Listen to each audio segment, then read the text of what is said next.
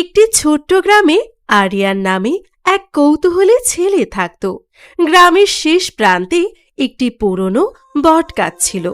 সবাই বলতো সন্ধ্যার পরে সেখানে ভূত দেখা যায়। আরিয়ান, মনে রাখো, সন্ধ্যার পরে বটগাছের কাছে যাবে না। কেন মা, সবাই ওটাকে এত ভয় পায় কেন?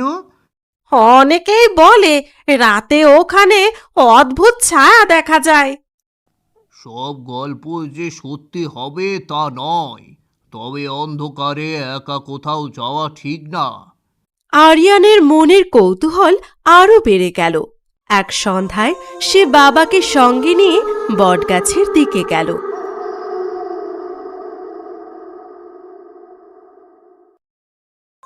বাবা, যদি সত্যি ভূত থাকে? ভয় পেও না, আমি তোমার সঙ্গে আছি। হঠাৎ ঠান্ডা বাতাস বয়ে গেল। বটগাছের নিচে সাদা পোশাক পরা একটি ছায়া দেখা গেল। বাবা, ওটা কি? শান্ত থাকো, শান্ত থাকো, আগে দেখি। ছায়ামূর্তিটি ধীরে ধীরে সামনে এগিয়ে এলো। ভয় পেও না, আমি কারোর ক্ষতি করি না। আপনি কে?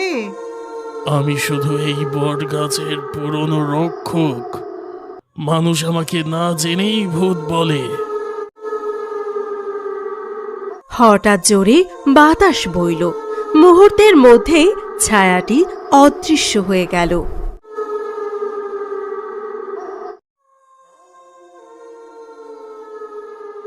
বাবা, উনি কোথায় গেলেন? বাবা, উনি কোথায় গেলেন?